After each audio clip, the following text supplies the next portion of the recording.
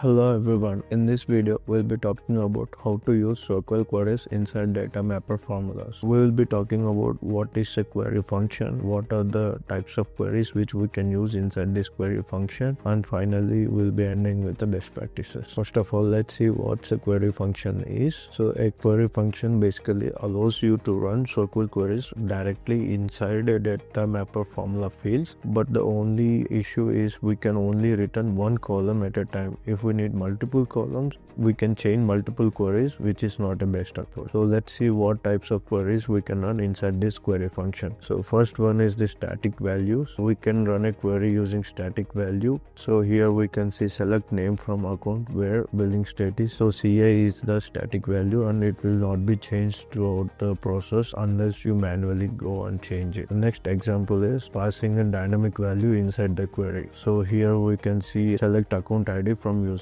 where ID is equals to velocity user ID. So velocity user ID is the current logged in user ID. If the current logged in user ID matches any user from any account ID from user, then only it will return the values. And next thing is we can pass the multiple dynamic values where returning output will be single column, but you can filter it using multiple columns. Here we can see industry to search, type to search, and phone. So we can specify which industry we want and which type of the account we want and the phone number. If all of them matches, then only we will get the output. Otherwise we will get an empty value. And the final type of query which we can use is COUNTQUERY. So COUNTQUERY basically returns an integer value of the total number of records without going through returning actual records. It will only return the actual integer value. So let's see this in the live in demo. Let's create a new data mapper. So let's name it as data mapper queries, and we can put interface type as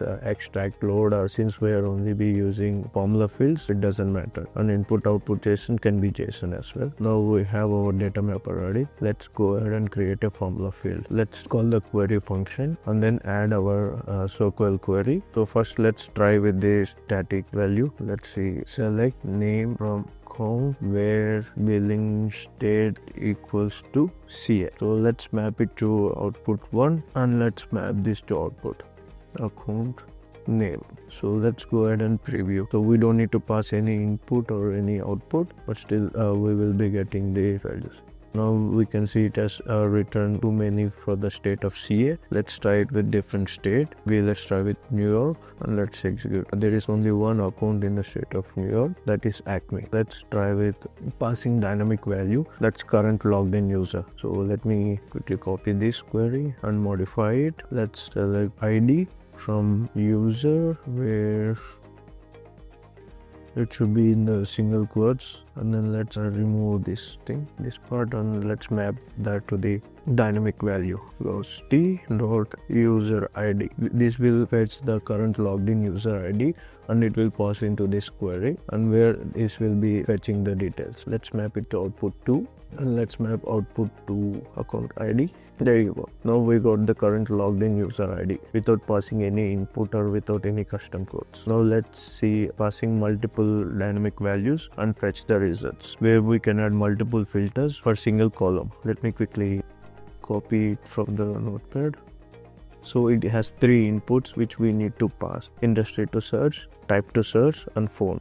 And let's map it to output 3. Let's map it to account name 2, and it needs some inputs as we said. Industry to search, let's put agriculture, and type to search, let's put competitor and food, and let's say Fitbox. There we go. We got the test account as the account name. Perfect. We got the output with multiple inputs. So let's try COUNTQUERY for the state of California. So let me pass this and let me put it as CA, output 4.